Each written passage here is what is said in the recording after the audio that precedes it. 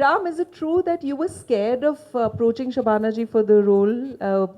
This is our research or whatever stories have been done Because about I've it. got So we want to horns know on where my that head. came Can't from. you see the horns on my head I'm and sure these he long must- Dracula He teeth? must have said it somewhere because otherwise, media is of course He not does known say to it be making everywhere. up stories.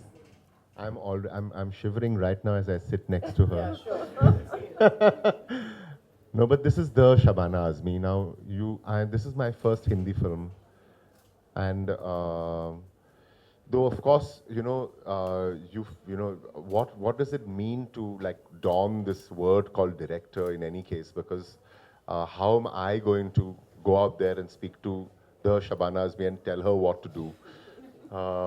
So obviously you do feel very scared, and of course when Shabana first came, Shabana ji first came to the office to meet us after she had read the script, and she said, "So tell me, how do you want to make this film? Okay, so I'm going to be here. Are you going to do it like Satyajit Ray does it because he controls everything? What kind of director are you?"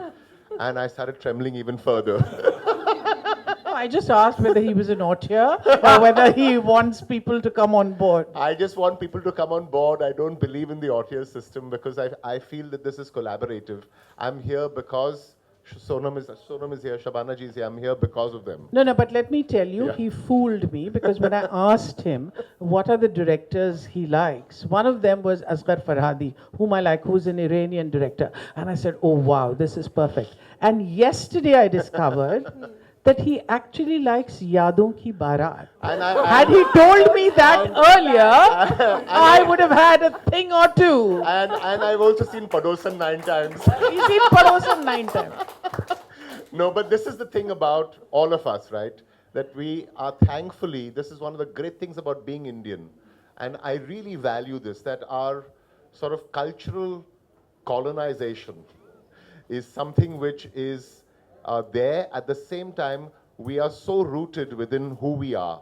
So we know European cinema, we know Bob Dylan, we know Elvis Presley, we know Asghar Farhadi. At the same time, we know Yash Chopra, we know everybody, we know Chetan Anand, we know Goldie, we know all of these people. And I think that is the great balance that we all are seeking to, sort of have in our work, which is how do you be Indian, at the same time, how do you be international? So. पर ये असगर फरादी वाली बात आप किसी से पूछ के गए थे क्या शबाना जी इम्प्रेस हो जाएंगी इसलिए उनको सचमुच भी अच्छी लगती है. He had lots of his films. I in fact then sent her. We had seen A Separation, which was the film which was the breakout film of Asghar Farhadi. But I had been following his career for a long while before that, and then I sent Shabana a copy of About Ellie, which was the film that he made before. But there are many processes that Asghar Farhadi follows. There are many processes that director called Mike Lee follows. And those processes we were aware about. You know, I'll tell you, it's about a simultaneity of action. Because in films, you tend to make the frame very clear. And you tend to only dwell with what is happening in the foreground. Life is not like that. Life is chaotic and messy and all kinds of things happen. And when you see the film, you'll see that Ram has done that. You know, there's simultaneity of action. And if he could have helped it, he would have done the whole film in one shot. Because he couldn't do it in one shot. He was very, very taxing on us because firstly, he would not allow a rehearsal. Secondly, he would never switch the camera off.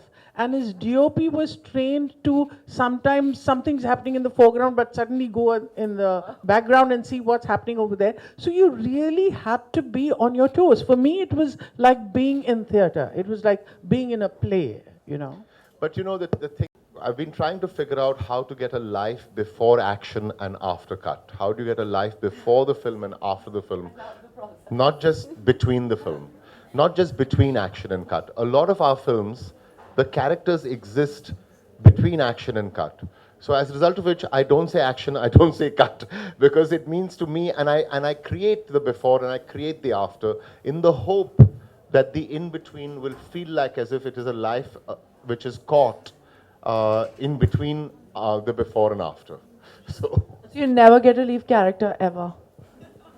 Ever. How many days did you shoot for, by the way? I also shoot very fast, so I shoot with 4 cameras, and we shot the plane in 12 days, and we finished the film in 31 days, which is So when I was first asked, I was.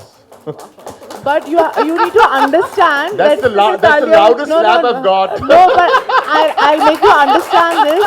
His process, even though it's 31 days, do you know how much footage we had? Because there were no actions and no cuts. There was only shooting. Non-stop, Non-stop, constant shooting. non- No, Stop. when I first, they said, you'll make this film in 60 days. I said, no, this is going to take me 31 days. Then they said, no, this is going to take you 45 days. I said, no, are you giving me more money? In which case I'm controlling this, so don't worry about it. Jitne bhi din hue, this is the amount of money we have, no, because we have to run it to a budget, because it's that kind of film, and we need to have market, sort of conditions in our mind, and we do want to get on paper, we do want to be profitable, and so. But that is not the reason I did it in 31 days. The reason I did it in 31 days is because I believe in a certain a system of working, and so eventually we put down 33 days. And then we finished in 31 days, and we did 1 day of patchwork. So we are 1 day under schedule and under budget. Precise and minute. I can imagine how methodical he would have been. Ishita.